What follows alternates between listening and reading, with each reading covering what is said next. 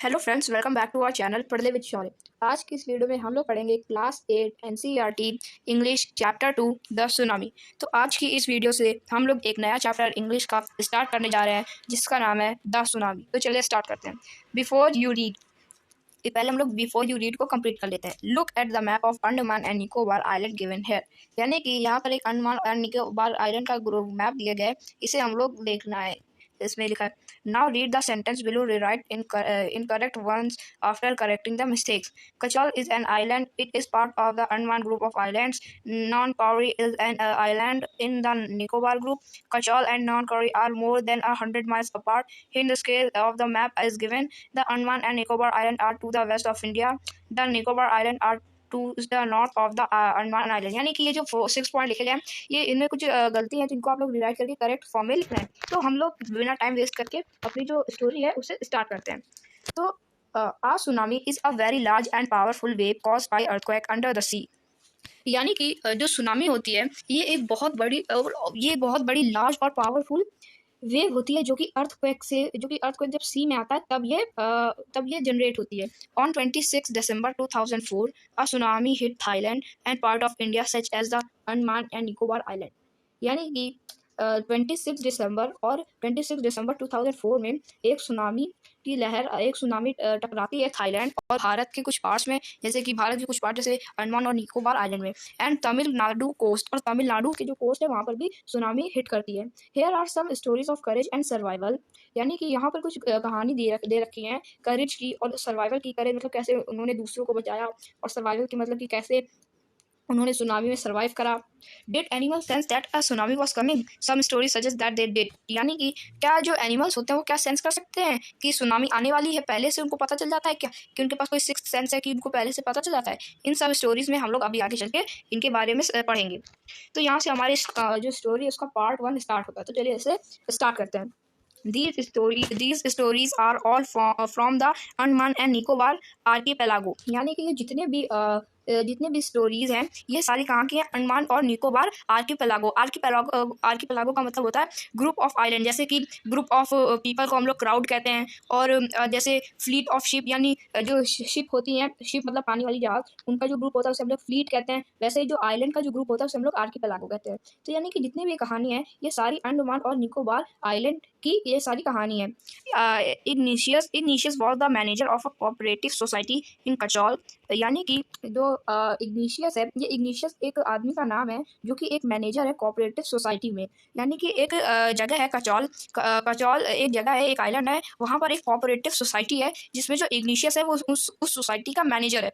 His wife woke him up at 6 AM because she felt an earthquake, यानी कि और जो इग्निशियस उसकी वाइफ ने उसे 6 AM को जगाया और कहा कि अर्थक्वेक आ रहा है, ऐसे उसको फील हुआ कि अर्थक्वेक आ रहा है। Ignatius carefully took his television set off its table and put it down on the ground so that it would not fall and break, यानी कि जब उसकी वाइफ ने 6 AM उसको उठाया और बोला कि मुझे ऐसा फील, यानी देखिए फेल्ट जो फील है, फील की इधर सेकंड फॉर्म लिखी है फेल्ट, तो उसको ऐसा फील हुआ कि अर्थक्वेक आ रहा है। तो इसलिए जो इग्निशियस है उसने अपना जो टेलीविजन सेट मतलब कि टीवी जो थी वो उसकी टेबल पर रखी हुई थी, तो उसने उस टेबल को उस टीवी को उठा करके ज़मीन पर रख दिया, ताकि अगर वो अर्थक्वेक आएगा तो सामान हिलती है। एक बहुत तेज अर्थक्वेक में शेकिंग मूवमेंट होती है जिससे सारे सामान हिलने लगते हैं, हर चीज़ हिलने लगती है। तो अगर अर्थक्वेक आएगा तो जो उसका टेलीविजन सेट वो टेबल से गिरकर टूट न जाए, इसलिए उसने उसको ज़मीन पर रख दिया, इससे कि जब भी कोई भी शेकिंग मूवमेंट बनेगी अर्थक्वेक आएगा तो वो गिर के टूटेगा नहीं। Then the family rushed out of the house, और फिर जो इग्निशियस है और उसकी जो फैमिली है वो जल्दी से हाउस से बाहर निकल गई। रश मतलब कि जल्दी से दौड़कर बाहर निकल गई। When the tremors stopped, they saw the sea rising, यानी कि tremors मतलब कि a slight shake earth tremors, the earth shake during an earthquake। tremors मतलब कि जब earthquake आता है तो हर चीज़ हिलने लगती है, यानी कि tremors का मतलब जो शेकिंग मूवमेंट होती है, वो जब earthquake आता है तो जब शेकिंग मूवमेंट होती है कि सब कुछ हिलने लगता है तो उसको हम लोग कहते हैं ट्रिमर्स। तो जब ट्रिमर्स स्टॉप हुआ, यानी कि जब शेकिंग मूवमेंट रुक गई, सब कुछ हिलना बंद हो गया, तब उन लोगों ने देखा कि जो सी है वो राइजिंग, सी बड़ा हो रहा था।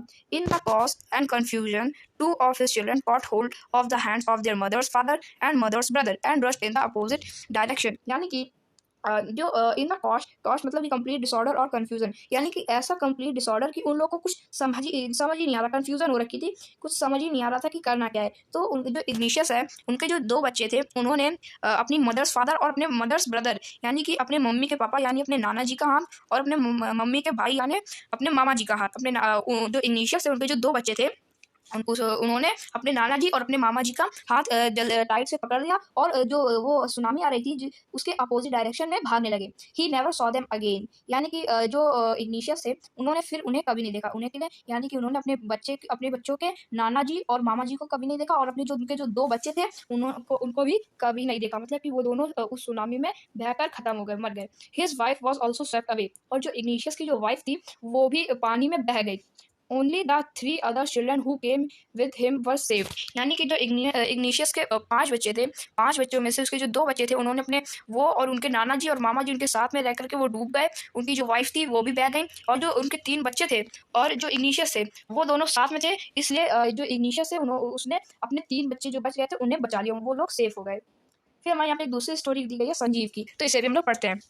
Sanjeev was a policeman serving in Katchal island of Nicobar group of island, यानी कि संजीव एक पुलिसमैन है जो कि कचौल एक आइलैंड है, जो कि निकोबार ग्रुप ऑफ आइलैंड है, मतलब कि जो कई सारे ग्रुप ऑफ आइलैंड है, उन ग्रुप ऑफ आइलैंड को हम लोग निकोबार कहते हैं, उसका नाम है निकोबार। तो उसी निकोबार ग्रुप ऑफ आइलैंड में एक आइलैंड है कचौल। कचौल में जो संजीव है वो एक पुलिसमैन की नौकरी करता है, and he somehow manage to save himself, his wife and his baby daughter from the waves, और वो एबल मतलब कि उसने अपनी जान, अपनी वाइफ की जान और अपनी एक छोटी सी बच्ची की जान बचा ली थी उन वेव से, यानी कि संजीव ने अपनी और अपनी वाइफ की और अपनी बच्ची की जान बचा ली थी, उनको सेव कर लिया था उस सुनामी में। But then he heard cries for help from the wife of John the guest house cook, यानी कि जब उन लोगों ने अपने आप को सेव कर लिया, फिर जो संजीव था उसने जो क्राइज मतलब कि चिल्लाने की आवाज़ सुनी किसी की जो हेल्प हेल्प चिल्ला रही थी, वो हेल्प हेल्प चिल्ला रही थी जॉन की वाइफ। जॉन एक कुक है, मतलब कि जिस गेस्ट हाउस में वो लोग रुके थे उस गेस्ट हाउस में कुक था जॉन, उसकी जो वाइफ थी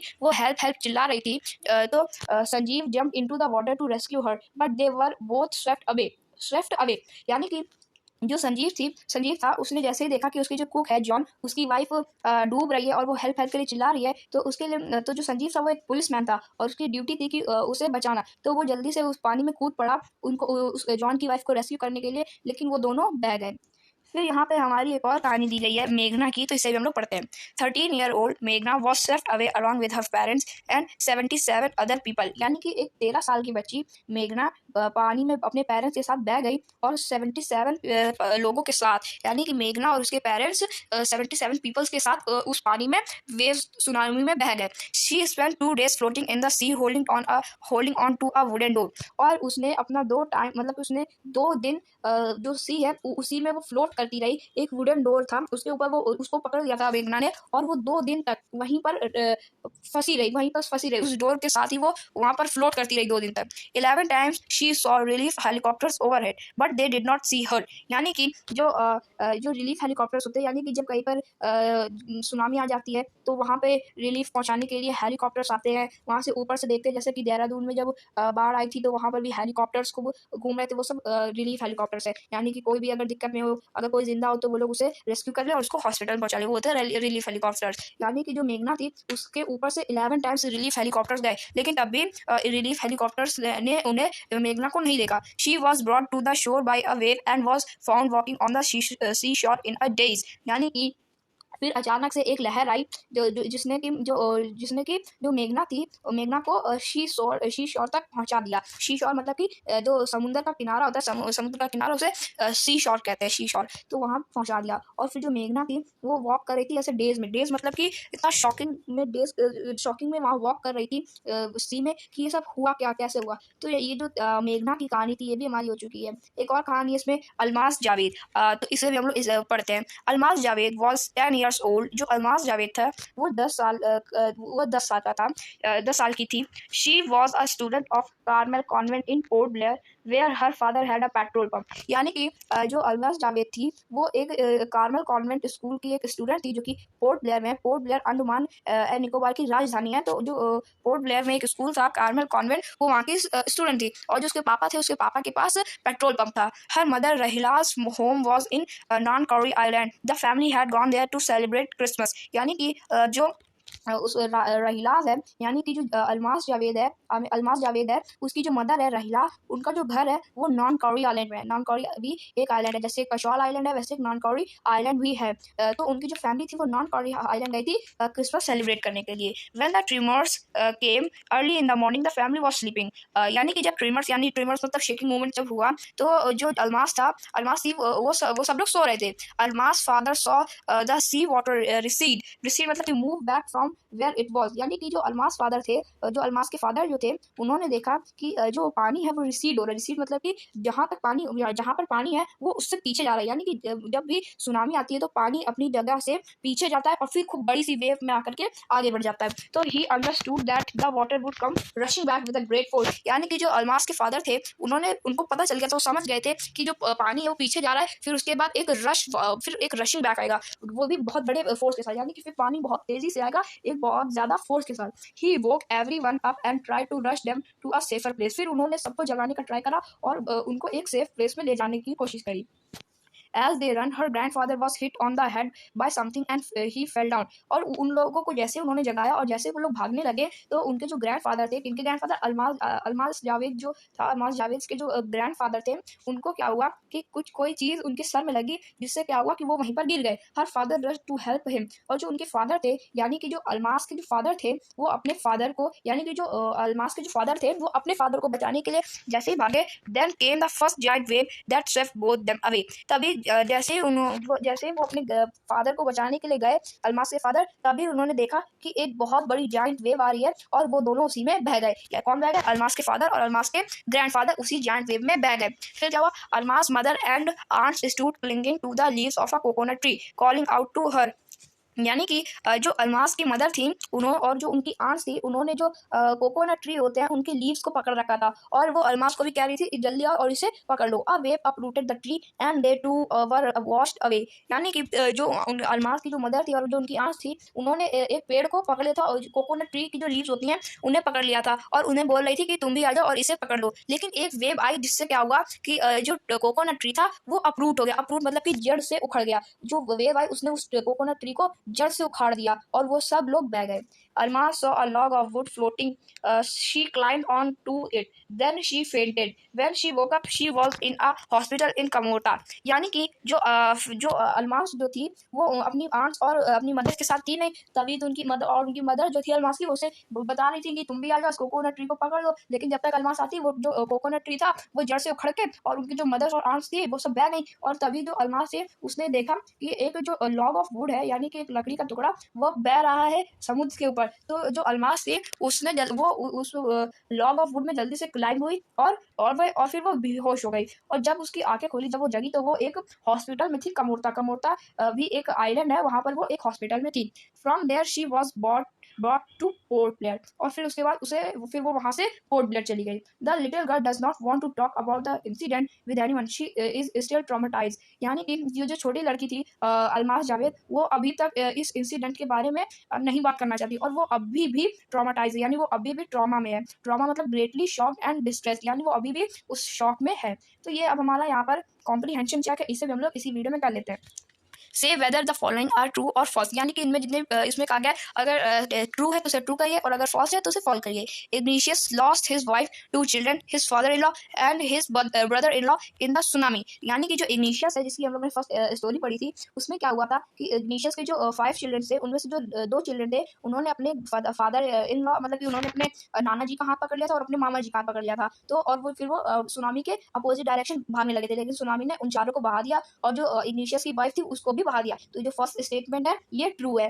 अब सेकंड स्टेटमेंट क्या है, Sanjeev made it to safety after the tsunami, यानी कि जो संजीव है उसने सेफ्टी बना दी, सेफ्टी कर दी कि सुनामी से। नहीं, जो संजीव था वो खुद उसमें सेफ्ट अवे हो गया था, यानी जो संजीव था वो भी बह गया था और उसने कोई सेफ्टी नहीं बनाई, तो ये फॉल्स है सेकंड। मेघना was save by a relief helicopter. तो ये जो मेघना है जिसकी कहानी हम लोगों ने अभी पढ़ी थी, ये सेफ, इसको बचाया था रिलीफ हेलीकॉप्टर ने। रिलीफ हेलीकॉप्टर इसके ऊपर से 11 टाइम्स गया लेकिन मेघना को देख नहीं पाया। और जो मेघना है उसमें क्या हुआ कि एक लहर आई, एक वेव आई जिसने मेघना को शॉर तक पहुंचा दिया। तो ये जो थर्ड स्टेटमेंट है ये भी ट्रू फॉल्स है। तो हमारा फोर्थ स्टेटमेंट क्या है, Almas father realise that a tsunami was going to hit the island. तो ये ट्रू है क्योंकि अल्मास फादर समझ गए थे कि जो पानी और रिसीड हो रही थी, मतलब moving back where was it, यानी कि अपनी जगह से पीछे हट रहा था। तो ये हमारा ट्रू है। फिफ्थ स्टेटमेंट क्या है, her mother and aunts were washed away with the tree that they were holding on to, यानी कि जो अल्मास की जो मदर थी और जो उनकी जो आंट थी वो एक ट्री को पकड़ रखा था जो कि अपरूट, यानी कि जो कि जड़ से उखाड़ दिया गया और उसके साथ वो भी बह गई। तो जो हमारा फिफ्थ वाला स्टेटमेंट है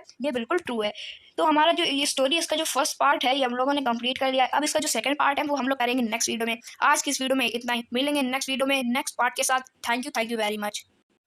hello friends, welcome back to our channel पढ़ ले विद श्योर। तो आज की इस वीडियो में हम लोग पढ़ेंगे class 8 NCERT English chapter 2 the tsunami. तो इसके पहले वाले वीडियो में हम लोगों ने इस स्टोरी के, द सुनामी स्टोरी का जो पार्ट 1 था वो हम लोगों ने कवर कर लिया था और जिसके कॉम्प्रीहेंशन चेक थे वो भी हम लोगों ने पढ़ लिए थे। आज हम लोग को इस स्टोरी का पार्ट 2 स्टार्ट करना है, तो चलिए शुरू करते हैं। Till Smith, a British school girl, was able to save many lives when the tsunami struck Phuket beach in Thailand. यानी कि जो टिली स्मिथ है वो एक ब्रिटिश स्कूल गर्ल है, यानी एक स्कूल गर्ल है टिली स्मिथ, और वो उसने कई सारे लोगों की जान बचाई थी जो कि सुनामी जो थी जिसने अटैक करा था फुकेट बीच इन थाईलैंड। यानी कि एक सुनामी जो आई थी फुकेट बीच में जो कि थाईलैंड में है, वहाँ पे कई सारे लोगों की टिली स्मिथ ने जान बचाई थी। Though she has won a number of awards, her parents have not allowed their daughter to be interviewed on television and made into a heroine। यानी कि तो इसने उस टिली स्मिथ को नंबर्स ऑफ अवार्ड उसने जीते, उसको मिले होंगे, लेकिन जो उनकी पेरेंट्स थे उन्होंने टिली स्मिथ को अलाउ नहीं करा कि उनकी जो बेटी है वो इंटरव्यूड हो, मतलब कि उसका कई सारे लोग इंटरव्यू ले और उसे एक हीरोइन बना दे। हीरोइन मतलब कि फिल्म स्टार वाली नहीं, मतलब कि ऐसी हीरोइन की बहुत ज़्यादा फेमस कर दें। Why do you think they took that decision? क्या आप ये सोच सकते हैं कि उन्होंने, जो टिली के पेरेंट्स हैं, उन्होंने ऐसा डिसीजन क्यों लिया होगा? तो हम लोग अपनी स्टोरी जो है उसे स्टार्ट करते हैं। ये हमने अभी तक बिफोर यू रीड पढ़ा था, अब से हमारी स्टोरी स्टार्ट हो रही है, तो चलिए शुरू करते हैं। Now here is a story from Thailand, यानी कि जो स्टोरी है ये थाईलैंड से ली गई है। थाईलैंड में जो इंसिडेंट हुआ था वो यहाँ पे डिस्क्राइब है।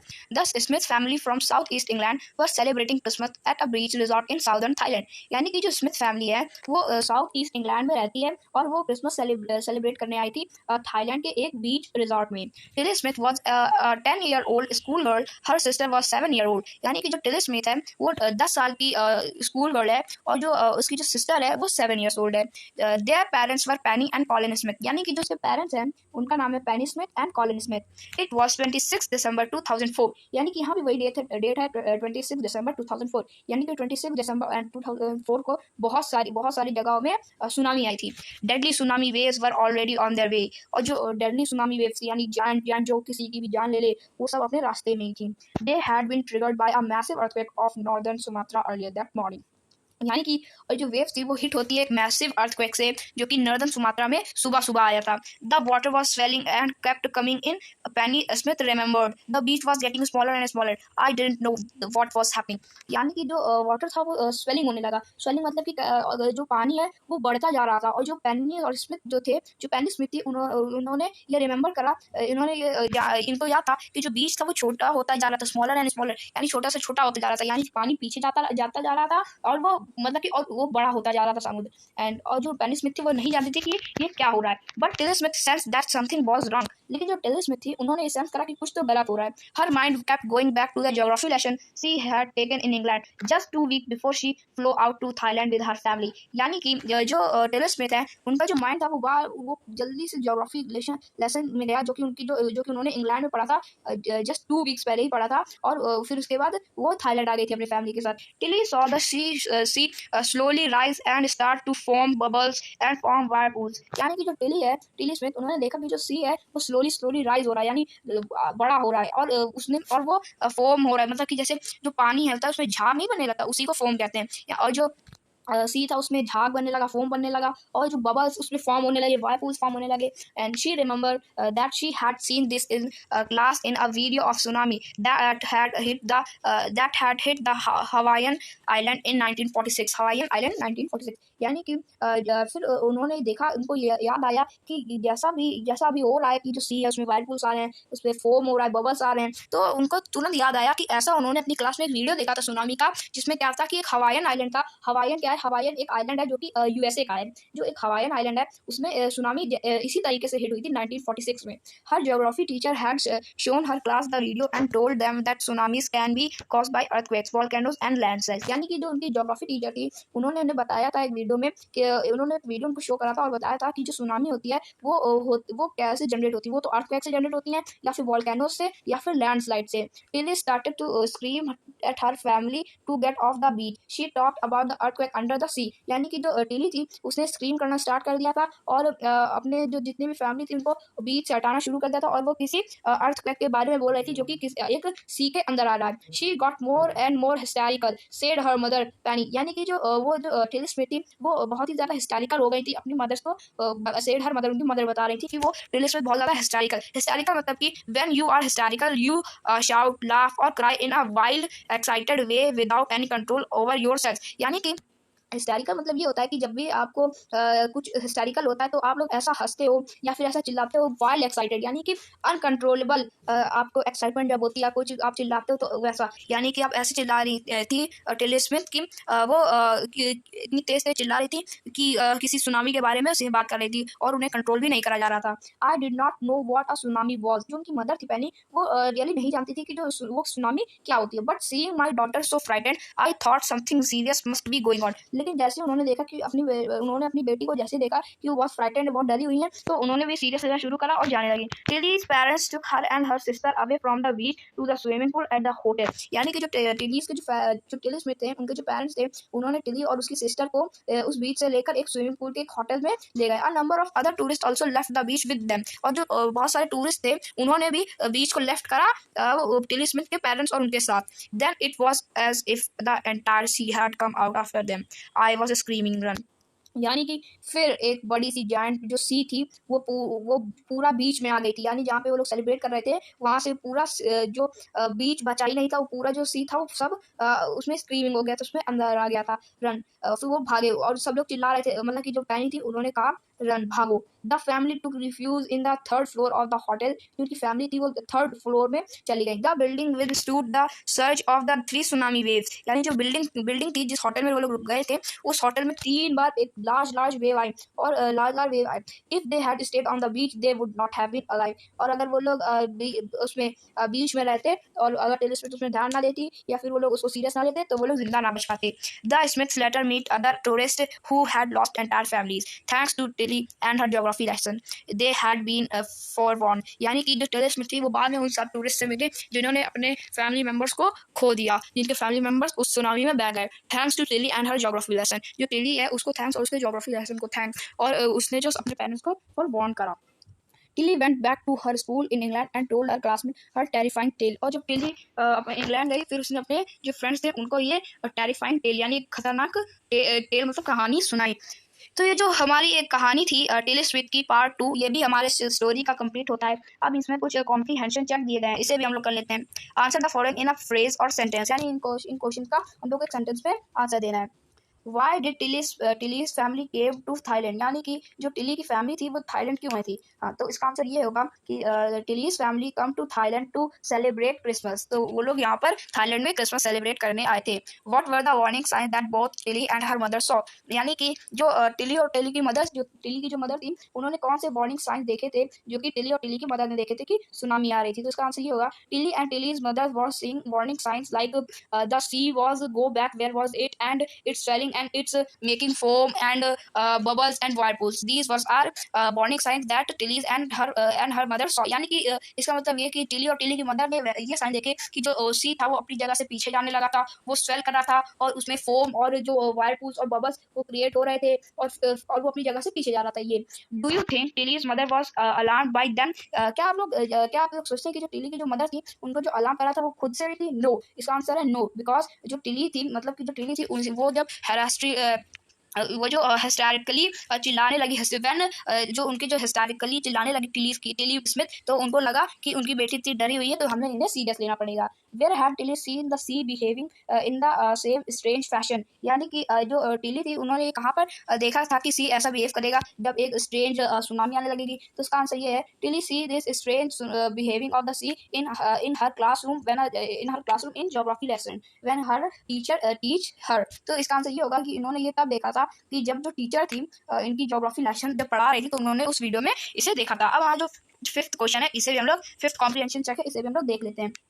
Where did the Smith family and the others on the beaches go to escape from the tsunami, यानी कि जो टिली स्मिथ की जो फैमिली थी और जो बाकी जो टूरिस्ट थे जो कि बीच में आए थे सेलिब्रेट करने, उन्होंने उस सुनामी से एस्केप करने के लिए वो कहाँ पर वो लोग छुपे थे। तो they were escaping the tsunami in the they were escape from the beach in the hotel on the third floor, and the tsunami come and hit the hotel 3 times, but the hotel is very powerful and strong, then it's not break and not breaking, so they were escape from the tsunami। मतलब कि जो Tilly Smith थी और जो बाकी tourist थे वो सब कहाँ चले गए थे, एक होटल में चले गए थे और होटल के थर्ड फ्लोर में वो लोग थे, और जो सुनामी थी वो वहाँ पर 3 बार सुनामी की वेव इसमें हिट करी, लेकिन जो होटल था वो मजबूत था इसलिए वो लोग बच पाए। How do you think her geography teacher felt when he heard about what Tilly had done in Phuket, यानी कि जो आप लोग सोच सकते हैं कि जो ज्योग्राफी की जो टीचर थी टेली की, उन्होंने क्या फील करा होगा जब उन्होंने सोचा होगा जो टिली स्मिथ है उन्होंने फुकेट बीच में कितने सारे लोगों को बचाया था, जो लेसन उनकी टीचर ने पढ़ाया था। तो उनकी जो टीचर थी उनको काफी प्राउड फील हुआ होगा। तो the teacher of the teacher of geography they have so proud of him and her student Tilly, तो उनको काफी प्राउड फील हुआ होगा। तो ये जो हमारा सेकंड पार्ट था ये तो हमारा खत्म हो चुका है। अब जो हमारा ये थर्ड पार्ट है ये हम लोग करेंगे नेक्स्ट वीडियो में। आज की इस वीडियो में इतना ही, मिलेंगे नेक्स्ट वीडियो में थर्ड पार्ट के साथ। तब तक के लिए thank you very much. Hello friends, welcome back to our channel पढ़ ले विद शॉल। आज की इस वीडियो में हम लोग पढ़ेंगे class 8 NCERT English chapter 2 the tsunami. तो इसके पहले वाले वीडियो में हम लोगों ने इस स्टोरी के सेकंड पार्ट कंप्लीट कर लिया था और जो उसके कॉम्प्रीहेंशन चेक थे वो भी हम लोगों ने कंप्लीट कर लिए थे। आज की इस वीडियो में हम लोग को स्टार्ट करना है इसका थर्ड पार्ट। तो चलिए शुरू करते हैं। Look carefully at the picture of the boy and his dog and try to describe the things that you see using just words and phrases. Either the teacher or one of the students can write down the words and phrases on the blackboard। यानी कि इस picture को देखे इसमें क्या है कि इस पिक्चर में जितनी भी चीज़ें उनको ऑब्जर्व करिए और बताइए कि आप इसमें क्या देख रहे हैं और कौन सी सिचुएशंस इसमें हो रखी है, और उसमें उस बॉय में और उस डॉग में क्या आपको समझ आ रहा हो। जो आपको लिखे वो आप अपने क्लास के ब्लैक बोर्ड में लिखेंगे। That is how you can start काम ब्लू सी रुइन हर्ट्स, यानी कि ऐसे आप यहाँ पे एग्जांपल दे रखा है जैसे कि दिस इज हाउ काम ब्लू सी, एक ब्लू सी है, रुइंड हर्ट्स है, टूटी फूटी हर्ट्स हैं। तो ये सब बिफोर यू रीड में आता है। तो हमारी यहाँ से कहानी स्टार्ट नहीं होती, हमारी कहानी यहाँ से स्टार्ट होती है। तो चलिए स्टार्ट करते हैं।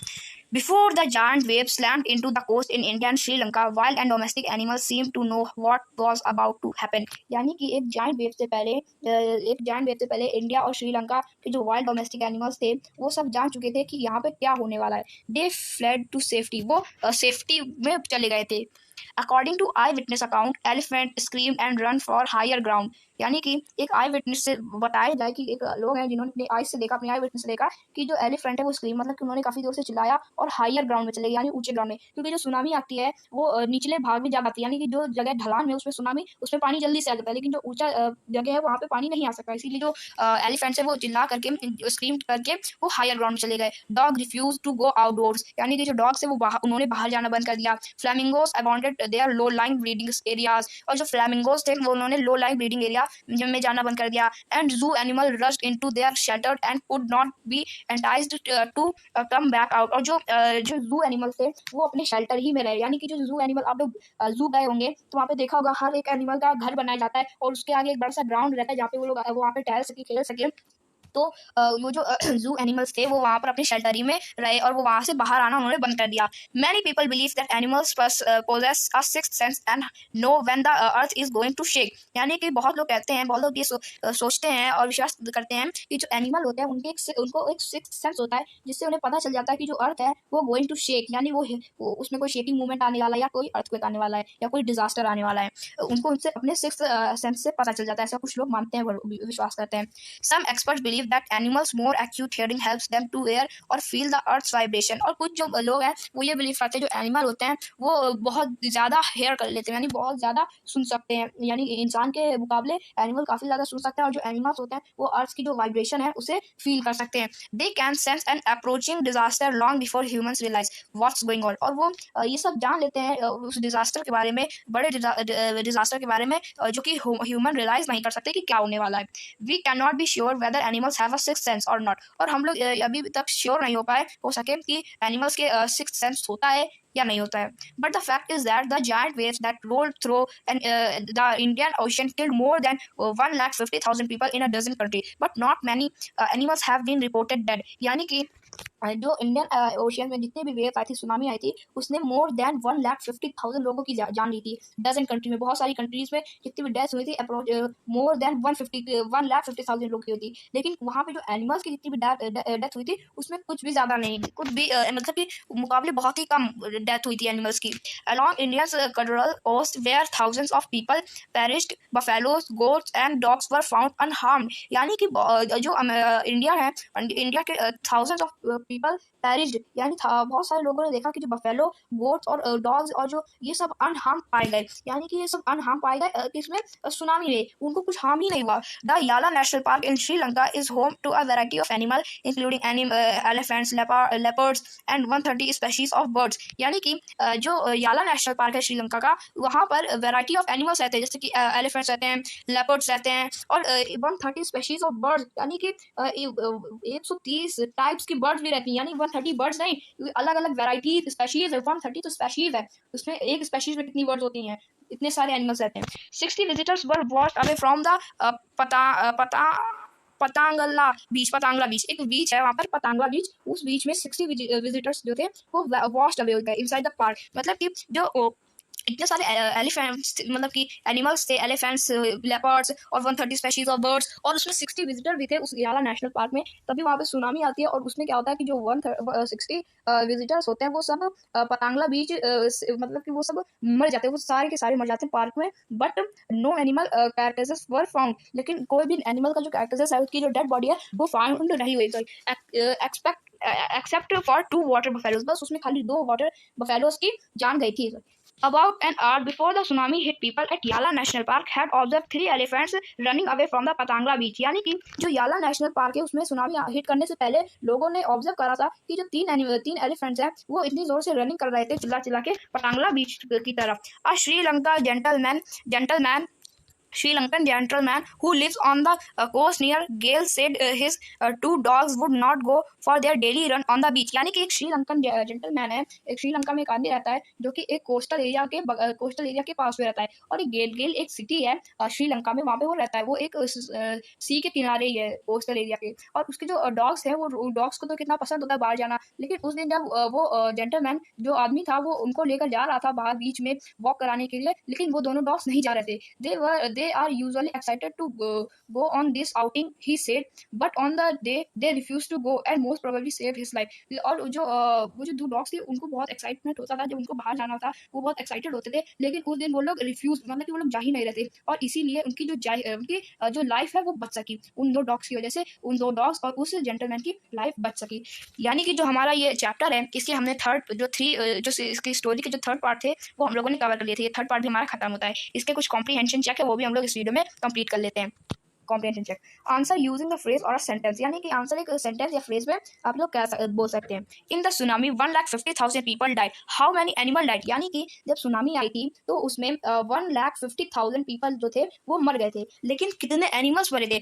एनिमल्स में खाली 2 वाटर बफेलोज मरी थी, बाकी एनिमल्स में कोई नहीं मरा था। फिर हमारा सेकंड क्वेश्चन क्या है, how many people and animal died in याला नेशनल पार्क। याला नेशनल पार्क में कितने एनिमल्स मरे थे? यानी कि जो हमारा फर्स्ट क्वेश्चन है उसमें जो 150 जो पीपल मरे थे उसमें तो क्या हुआ कि जो एनिमल डेथ है उसमें कोई रिपोर्ट ही नहीं आई, एनिमल के डेथ में कितनी रिपोर्ट ही नहीं आई, उनकी रिपोर्ट बहुत ही कम थी। एंड जो याला नेशनल पार्क में जितने पीपल मरे थे, याला नेशनल पार्क में जो पीपल मरे थे वो 60 पीपल्स की जो डेथ हो गई थी, और उसमें खाली 2 वाटर बफेलोज की ही डेथ हुई याला नेशनल पार्क में जो सुनामी हिट हुई थी। और जो थर्ड क्वेश्चन है what do people say about the elephants of याला नेशनल पार्क। और जो कुछ जो इसमें कहा जा रहा है कि जो पीपल्स थे वो क्या कह रहे थे उन एलिफेंट्स के बारे में जो कि याला नेशनल पार्क में थे। तो जो लोग थे वो याला नेशनल पार्क के जो एलिफेंट्स उनके बारे में ये कह रहे थे कि वो बड़ी जोर से जो 3 एलिफेंट्स थे बड़ी जोर से चिल्ला रहे थे और वो उसके अपोजिट डायरेक्शन में भाग रहे थे। और फिर हमारा थर्ड क्वेश्चन है व्हाट डिड द डॉग्स इन गेलू, यानी जो गेल सिटी है उसमें जो 2 डॉग्स थे उन्होंने क्या करा। तो वो जो 2 डॉग्स थे उनको बाहर जाना बीच में वॉक करना बहुत पसंद था, लेकिन उस दिन उनको पता नहीं कोई सेंस हुआ, कुछ सिक्स्थ सेंस उनको पता चला कि उस दिन वेव्स आएंगी, उनको सुनामी आएगी, तो इसलिए वो लोग उस दिन जाने से रिफ्यूज करा और अपने ओनर के अपने मालिक की जान बचा पाए। तो ये जो हमारा चैप्टर था द सुनामी ये हम लोग का कंप्लीट हो चुका है। अब इसकी वर्किंग विद द टेक्स्ट बची है, ये अब हम लोग करेंगे नेक्स्ट वीडियो में। आज की इस वीडियो में इतना ही, मिलेंगे नेक्स्ट वीडियो में क्वेश्चन आंसर के साथ। Thank you very much.